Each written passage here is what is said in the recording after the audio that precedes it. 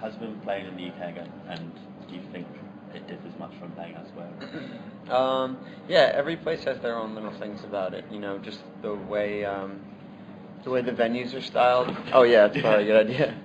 The way the venues are styled, or how it is traveling around. So the U.S. and Australia and the U.K.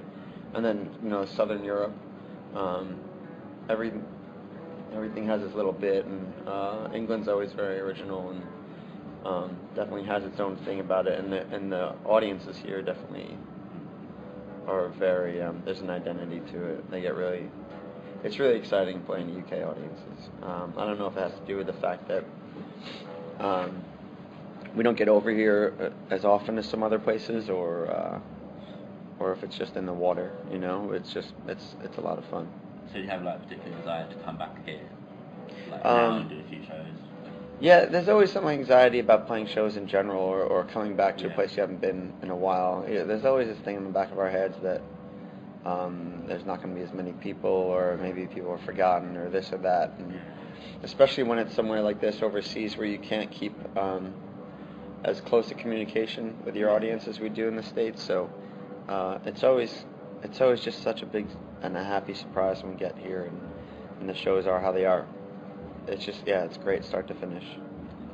Am I right thinking you started writing new material almost a year ago, is it? Yeah, I mean, we probably started writing new material really as soon as we were done with the last record.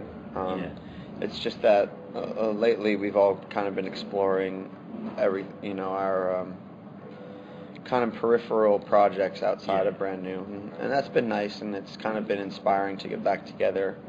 If you hear something that I hear something that Brian's done, or I hear something that Vinny's done, you almost get kind of jealous of it, because you hear oh, I wish I had been part of that, and then you kind of get excited. We're definitely excited to get back in the studio, but there's nothing really official. We'll be, I think we have studio time in April, and that's kind of, we'll see what that turns out to be. It could be more a writing session, or it could be 3 records. Who knows? So do you have a particularly solid plan for the next year, or not? Just see how it goes? No, it's really unfortunately for our fans, it's really see how it goes right now. And we're very intent on getting music out. We'd like to do it before the end of the end of the year. So we'll see what happens. It's hard being on your own because we don't have a label now, and you have to self-motivate. You really have to decide. There's no one telling you. You need to go record a record now, and it has to be done before so-and-so date. We have to find it in ourselves to get together and write and record and release that. So. Do you find as well, as the band sort of grows over time, do you find it a lot harder to sort of define your goals and sort of give yourself the new incentives to carry on beyond the pressure of fans? I think so, because other life goals start to take precedence. There's other things as you get older that we've found that have really kind of taken the like I said, the front of our motivations, and we realized that there's other things we may want to accomplish outside of what we've done musically. So there's still a list of things we want to do as a band, but those other things come in, and you start to juggle them. Things with family, and even career-wise. You just want to accomplish other things in life, whether it's creating something, non-musical, or having a family, or, even working another job. And so when those other things come in and you realize that you're getting older and you may have less time to do them, than you have when you're 21, sometimes the band will take a back seat once in a while. So, talking about that, what do you think the life would consist of if you didn't have the band, or what do you sort of look to get the film out of other than Brand New? Yeah, I've thought of that, and it's a scary thought, because I think as far as what my life would have been if this didn't happen and I hadn't met the guys I'm in a band with, I don't know, I could have been a very unsuccessful, quote unquote person. I think when I was younger, everyone was, always asks you when you're younger, what do you want to be when you grow up? And I never really had a clear idea of that. I just knew that I didn't want to be miserable. You know, I didn't want to be, and I think for then misery kind of, I associate it with some kind of like daily work, daily grind, where you were like, you'd wake up in the morning and you'd go to work and you'd sit at a desk or whatever you did, you'd sell things to people, and then you'd come home late and you'd try to fit in some kind of time to do things on your own, and then you go to sleep and you do the whole thing over again every single day. You know, a lot, you know, similar to what my father did his whole life and what his father did. That never appealed to me. You know, it really scared me actually, because to me that was kind of, it would only lead me to just being older and miserable, and then treating the people around me miserably because I was miserable, and I didn't want that. And so luckily this happened, you know, but if it hadn't, you know, I don't know what I would have done. I would have probably been a really lazy good for nothing, you know, because I wouldn't have wanted to do that, but then I might not have had the motivation or creativity to create something else for myself outside of music, you know, so I count myself very lucky, and I think everyone in the band does as well. I think we all have very similar feelings about those things. Yeah. Okay. Going back to new materials, like, do you see it as continuation of Daisy, where that left off, or do you think it's something different? No. Yeah, I think it's something different.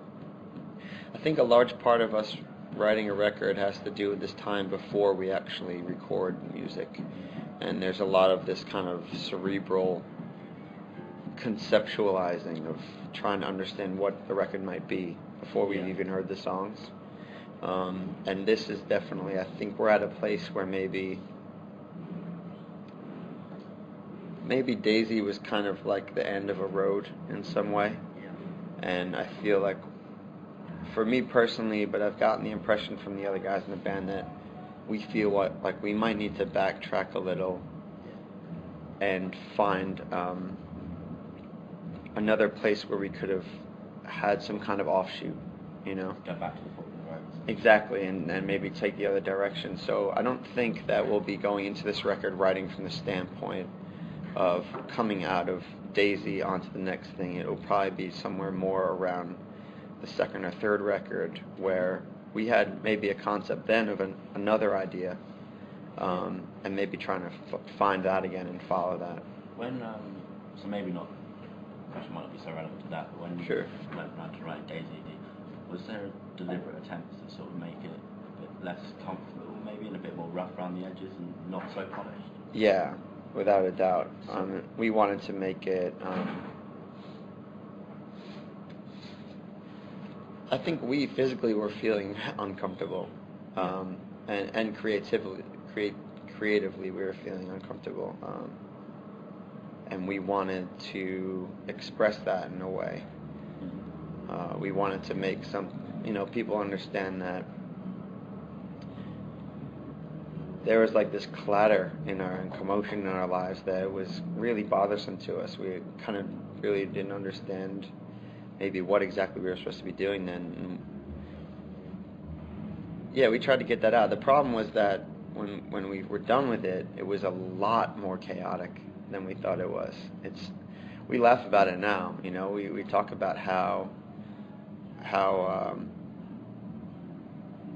tiring that record is to listen to. You know, to sit down and get all the way through it, it's exhausting. To us, I don't know if everyone else feels that way, but to us as writers that record it and then going back and listening to what we did and having to kind of relive that process, it's physically tiring. And then this thing, like, personally, compared to the other records before, is that second and third album sort of, would be considered like wall after wall hits, like bigger songs. And Daisy, I as a fan, like it just as much. Even though, but you couldn't. It's like it's almost more than the sum of its parts. You get more of a sense of a conception.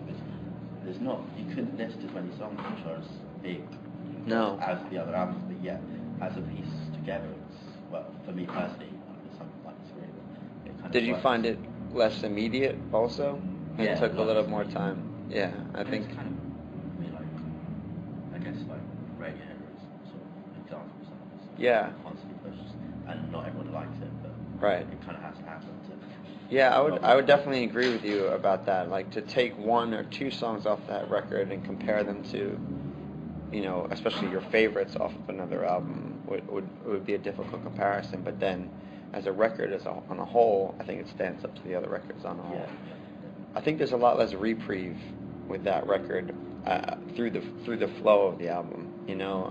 Other records we always tried to create some kind of dynamic where it was a little bit of an up and down.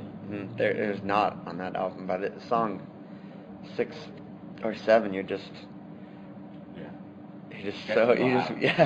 does. But I mean, from what I can tell, it's still something that even by song 6 or 7, you still want to keep on. It's almost like a challenge, like you want to make it through to the end. And I think it's short enough where it doesn't cross the line of impossibly, unlistenable. But we completely understand that is like you said, an uncomfortable. Yeah, I suppose uncomfortable. It kind of feels like, even if it's not in like medium pleasures, almost you're getting further somehow. Yeah. In some abstract way. I think at that point also we were a band that knew that even in the songs that we had written and played together at that point that haven't been released, and around the same time as Devil and God, we knew we could really make a very accessible record, like a really kind of, not necessarily in a radio pop way, but in just a more listenable way. But at the same time, we still had this anxiety of having this other sound that was bothering us that we needed to get out. And I think part of being uncomfortable about recording that record, the anxiety of that record that you hear, is us having to forego more of the obvious convention of what we could have done as a band that we think would have been great, just so we could kind of deal with this other thing that we need to, it's therapy in a way. Yeah. And I think we were kind of upset about that. Glad that we could express it, but also, a little bit. We felt it was a bit unfortunate that we had to do it.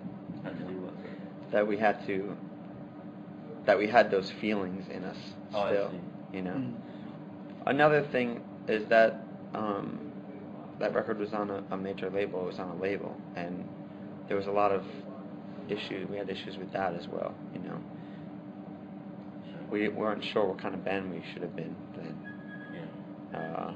And so we just kind of said, it would be more interesting to put an uncommercial record out on a very commercial label than to just do the obvious thing and give them something that they could sell easily. Yeah. Yeah. Do you find it so when you sort of get older and each album goes by, that you find writing more fluid, or do you think it's harder to write something completely different? I think you fall into a kind of a convention, and it becomes easier in certain ways, but what does become harder is the kind of the fearlessness of writing. Yeah. And when you're young, you're not very critical of yourself. You're willing to kind of do something, a new idea, and just say, I'm not really sure what this is, but we'll just make it into something. It's fine, and that's how we'll create. Yeah, and then as you get older, you learn to play your instrument better, and you listen to more music, and you become familiar with certain conventions as far as songwriting, and not only that, but you become more comfortable with your particular niche and voice. Yeah, exactly, and so you fall into that, and in some ways it makes you a better songwriter because you're able to cultivate yourself. You're able to grow, personally, when you understand what it is that you do well. But then you lose that other element of being someone that is just trying everything at any time. Well, it's kind of like, I suppose, if someone's starting out, they just want to be just like all the bands that they know. And then when they become that, they don't want to be that. They want to be different. Right. I'm getting bored by this. Yeah, and you become, I think, less willing. You become less willing to kind of be candid with your influences when you're older. because you're embarrassed by it or this or that. When you're young, it's no problem just biting something off ridiculously, and when someone calls you out on it, just being honest and saying, well, yeah, I love that song, or I love that band, and so it's homage, or it's I'm copying them. When you get older, you get a lot more self-conscious about things like that. I do, at least. Yeah. You know. I suppose you've got a bit more pressure on you. Yeah. Do you think that there's particular methods that you use, or as a band perhaps instrumentally that you use, that have changed much over time? In terms of how you collaboratively go about writing? I think recording-wise, it's changed a little bit, but I think probably more than ever we're at a point now where we're hoping it's going to change more than ever, because I think we've taken what we do and we've kind of seen it through as far as the sound goes, as far as recording a record goes, and the way we build a song, the way we lay our instruments and arrange everything in it, the way I do my vocals, the tone I sing, the harmonies I do, things like that. All these little things are what makes a band really on record, and the things that we do we're very particular towards. Even more technical side of being in the studio and the way you record any sound, the way you set up microphones and how many you choose to use, especially something like drums, or the room you choose to record it in. And I think that we're not very excited about going back in and trying to find those sounds again. We are interested in trying to be brand new, but on the technical side of recording, structuring and arranging and building songs in a way that we haven't done before. I'd like someone to, on the next thing that we release, if you walked into a room, someone that was familiar with us, and that was on, I'd like you to not know that it was us immediately. Is there not maybe just one part that you want to sort of connect to with you? I think that the identity of us as songwriters, I think that's always going to be there, And not only that, but there's just some things you can't shed. Yeah, I suppose it's just a good attitude to have to sort of. Yeah, and they're very particular things too that probably people wouldn't understand or just know about. Yeah, it's like something. There's this really interesting dynamic between. It's with Brian on every song, because he's the drummer and none of us play drums. So as soon as he brings the way he plays his drums into a song, he's already made his mark on something that I've written. But there's this other thing where there's a few number of songs that Vinny has written, pretty much everything as far as the music goes. There's a small number of songs that I've done the same thing, but the majority of brand new songs are songs that I've written, and then he's added his guitar or that's fine. He's added his guitar or something towards that. Whenever he adds to my song, it's never anything that I would have come up with. It's always something that's very much him, and always makes me feel uncomfortable and strange because I didn't hear it that way at first. And then the same thing goes for when he writes something and then I'm putting a vocal over it or a melody or even a guitar part. It's always the same thing. It's always something that he didn't intend on, on the song being. And so that collaboration right there, no matter what we do as far as sound or anything goes, just the combination of our tastes and dynamic is always I think that's the identity of brand new, We're really at the heart of what we are is those things, each of us bringing up something and having it kind of being altered by the other person in a way. So you mentioned sort of about in terms of like the artwork that you use for the album. Just wondering like if you look to not just outside of Brandy but within Brandy, you sort of talk about expanding into something which is more than just music. I think you say maybe. Yeah. Sorry, just like when you do research. No. I'm just wondering like how you might look to go about incorporating other art fields like art or literature into like in the music and also in the band in itself. Yeah, it's a hard thing to explain because I think it's kind of just our very arbitrary, natural process. I think we've always talked about how things like that, not just musical influences, but music and literature and all those things, television, comic books, they've all kind of made their way into who we are as a band, and it's not necessarily a thing that's very obvious to see. Yeah. But at the same time, when we're recording, especially or writing, it's usually the things that we're discussing, or the feelings that we're feeling, or the things we're excited about. It's rarely music. It's rarely someone else's music, or even our own. We're always talking about a book, or a TV show, or a movie, or an art exhibit we saw, or something like that. And so I think it's kind of undeniable that those are the things that kind of motivate what it is we're putting out musically, because those are the things we're putting into our brains. Yeah. And so, I mean, if we sat down, I could kind of pick apart certain things of each song and say, like, well, that thing, this is where that came from in a very roundabout way, you know. And so, yeah, and then I guess, I mean, on a completely kind of other part of that is that now, with the way the music industry has developed and the age of the internet and multimedia has come about, releasing a record or music is not so much about just releasing music as it used to be. It used to be pretty much all you saw of a band was their record cover and the record. But now you have to have a presence that, well, you don't have to, but you can choose to have a presence.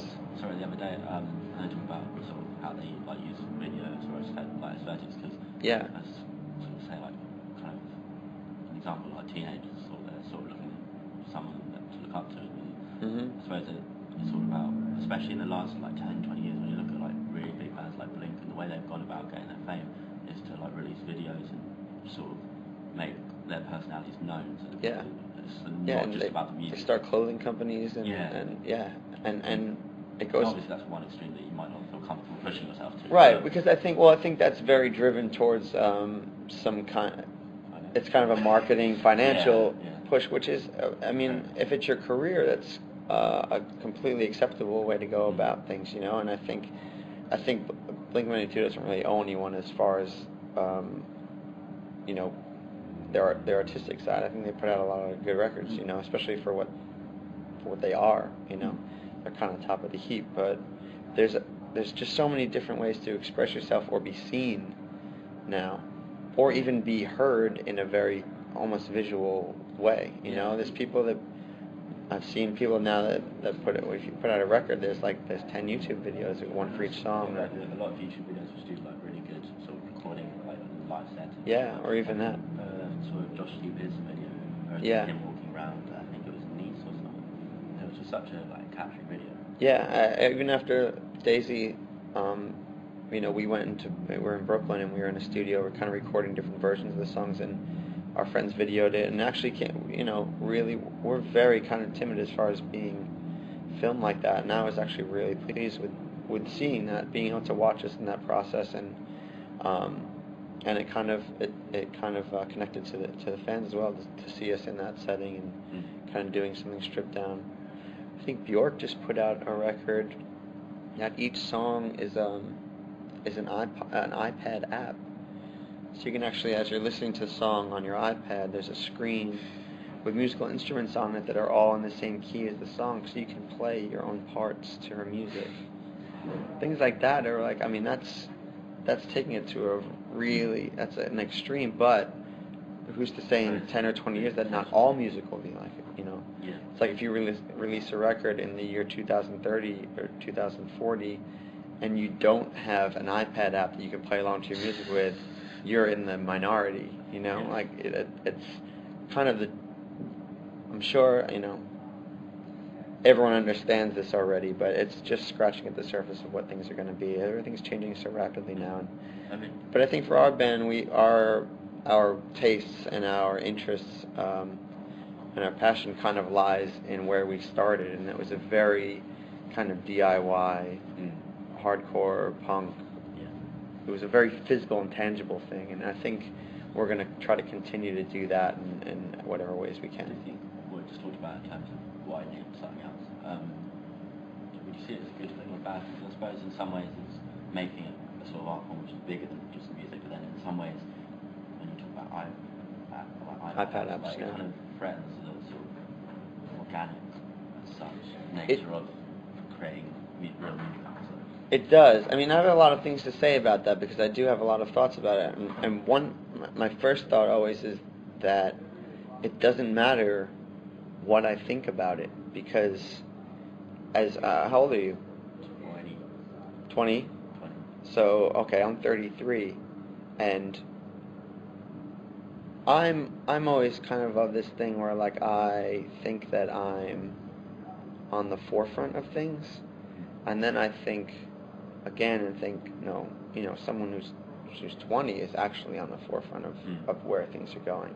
And then I think about it again, I realize that the 13-year-old kid right now, that's what's going to be cool in 2 or 3 or 4 years. And even at 20, you're kind of already past the stage where you can set any kind of trend. The other day, like, if I had kids or whatever in the future, and I'll sit them down and say that I remember, like, watching, like, films and video, like, what are they going to think of it? Like, VHS, like, yeah, I know. Why? And so I think about that, and I think that all anyone at any point can do is just kind of follow what they're passionate about and express themselves in the best way they can, and not be bitter about what the youth decides is going to be cool.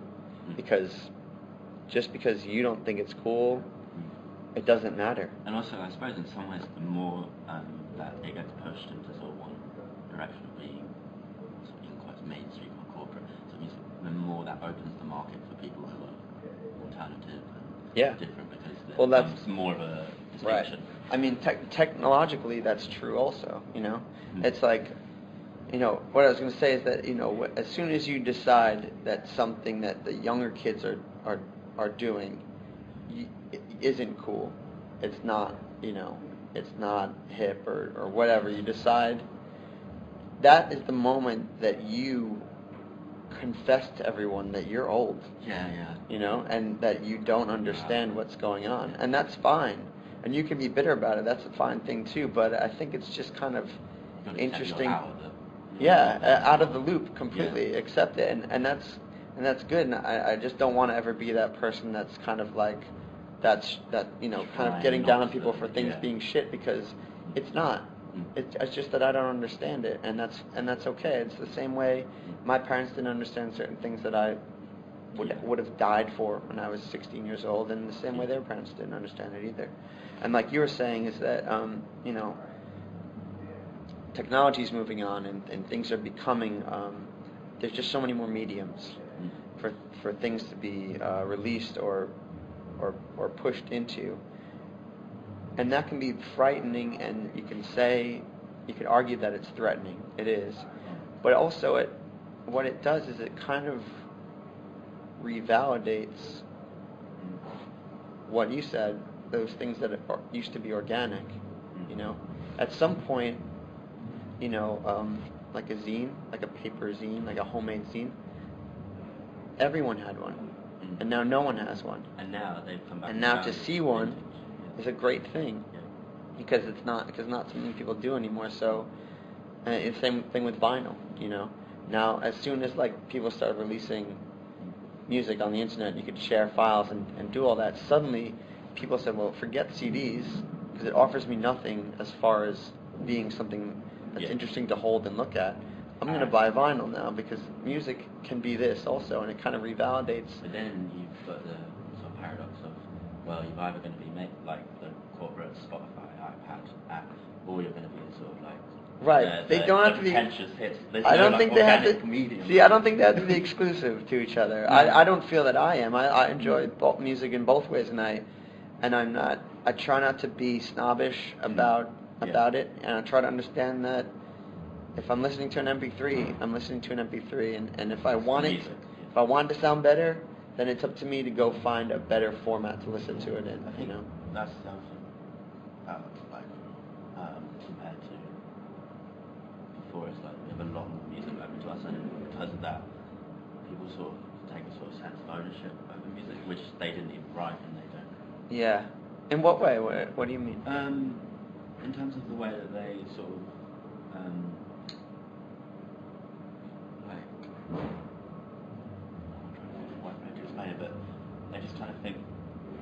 because they can go on Spotify and find it, they kind of expect to be able to hear something, like they don't expect to be able to pay for it, and they don't. It's less of a journey to find something because you can get it all instantly. I definitely think there's less of a journey to finding music now. Similarly, like they expect bands to play certain songs live when they're really well. I mean, that's a different argument still, obviously, but like it's almost like I don't know. I just think really organically, like an artist's expression should be of their own sort of decision or choosing. Production is of what they think. Sure. Is what the audience wants. Because then it's not, but obviously it's just like. Yeah, I think that's true. Do you think an audience or fans feel that their idea of the band they listen to or the music they listen to or the shape that they've made it into is they feel owed that the band should present it to them in that way because that's how they've chosen to consume it? Yeah, well, because the thing is that in English, when I sort of read them, I just sort of don't understand it, but they just think it's like a waste of time, I have to study that thing. And sort of where I sort of explain it, it's like, because people always say like, yeah, but did the poet really intend that? It's like, well, it's irrelevant, like, just the fact, even if the poet wasn't even aware that he used this particular word in that particular place, it's the fact that there's a shared experience between but similarly, you might not like the word that the poet used because actually, for whatever reason, it doesn't resonate with you in the same way. So an audience member could listen to one of your songs and it could mean something so profound to them, and they feel like, oh, I've got such a connection with Jesse Lacey, right? And but actually, like it's completely different to what you do, and then you might go to do it live and do it completely differently, and they'd be fuming, and they'd think that you'd stolen it from them because you've got so much pressure to fulfill so much needs. I think that might be more of a time. I don't really know what point I'm trying to get out of it. No, I understand. That might be more of a timeless kind of thing, though. I think maybe that's been going on for a long time. Yeah, and I definitely feel that way about certain pieces of art or movies or things that I don't feel that my connection to the piece, to the art, should supersede or surpass, the fact that person created it. I'm not trying to say that it's different than what they intended it to be, but at the same time, it doesn't really matter to me what they intended it to be because it is something so profound to me. Or I did find this thing in it that was so particular to me, my life, or my experience, that when I do hear other interpretations of it, or their interpretation, God forbid, I ignore it. I find it easy to ignore it because I don't want to know that, But again, that's not something that I, as a listener or consumer, I don't think it's my right to hold that against the artist, ever. And so whenever I do get that kind of expression towards me, it's strange, to say the least, I understand, but I'd rather you just keep it to yourself and enjoy it. Let me enjoy what I've created in my way, and you can feel free to enjoy what I've created in your way. For example, this probably expresses it better. I think I was watching a program and someone was saying they went to see like Elton John or something, and they did a song, and he said, well, when you hear it on the radio, this song is 3-4 minutes, and he did a ridiculously long live version that went off on all these different tangents, and he said, why couldn't you just play it like the way I've always listened to it?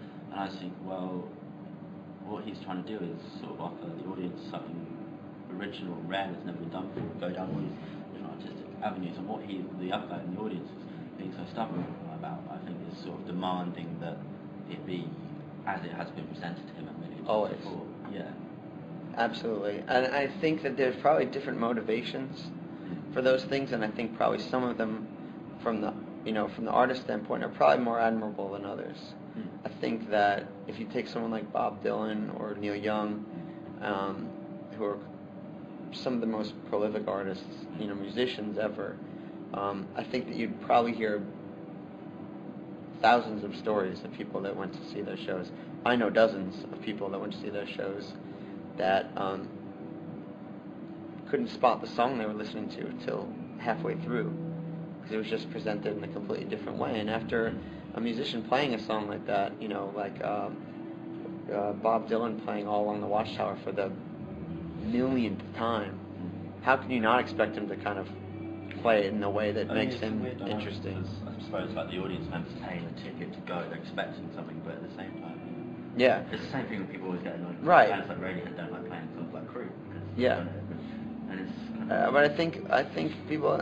It depends on who you're going to see, and I think that's an interesting part about being a fan is that when you're paying for that ticket, there isn't some kind of contract you're signing that you're going to listen to this record. Yeah. What you're doing is going to see an artist express themselves, and if the way they choose to express themselves that evening may be disappointing, but it's not invalid.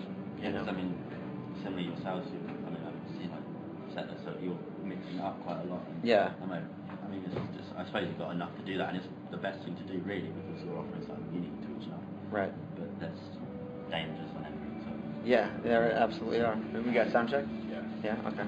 Talk to a couple more. Okay, I'll just do one last question. Cool. Just if you were absolutely pushed to it, yeah. what would you say your proudest achievement? Even if it's not something single. Yeah, it probably wouldn't be some kind of big achievement.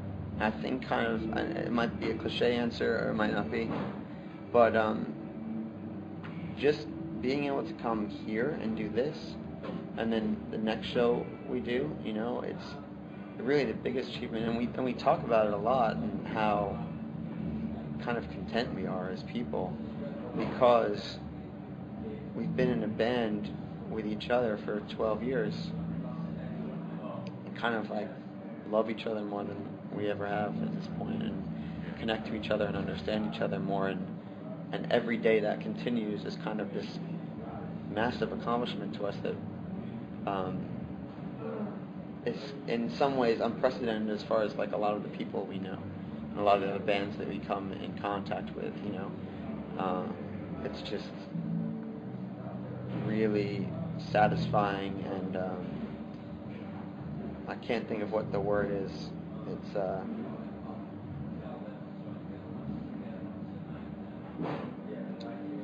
man, I wish I could use it right now because it's kind of like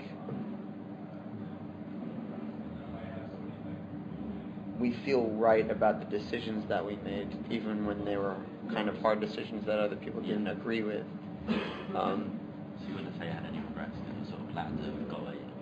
There's definitely regrets, but all the regrets are things that we've learned from. Yeah. And the mistakes we made, we've tried not to make again, and... Would you, sorry. Sure. I don't know if you'd want to say any regrets, but would you, if you could go back, would you do how you think we should have been done, or are you able to leave it and just say? I think. Well, I don't know. I think that whole idea of no regrets it was always kind of like a silly. It's always kind of a silly idea to me because, of course, I regret all the things, the places that I went wrong. I suppose you did damage. I suppose. Yeah, it did, but that's what being that's what creating anything is about. Being human is about, right? And if I had to go back and I knew all the things I knew, absolutely I would do them differently. I would do them the right way. But you can't do that. And part of being a human is kind of living this timeline there's a start and a finish, and we can't loop back. We can't pause. All we can do is kind of, if we come upon that moment again, we can recreate it the right way. Do you think that's the right way? Yeah. Yeah, I do. Totally 100% right way. No, not all the time. But I think humans are kind of instilled with the idea of knowing what the right thing to do at any moment is, and not, and especially if it concerns the well-being of someone else. Yeah. I think making the decision to do the right thing for the person next to you is kind of always the right thing, arguably. Yeah. Rather than doing the thing that's right for yourself. So, and yeah, we've made bad decisions and things we regret, absolutely. But we've learned from them, and we're, like I said, we're four people that are connected in a way that I would find it very hard to explain to anyone in words. So, that's kind of the biggest accomplishment at this point. Yeah. Good ending? Yeah, it's pretty good. Cool.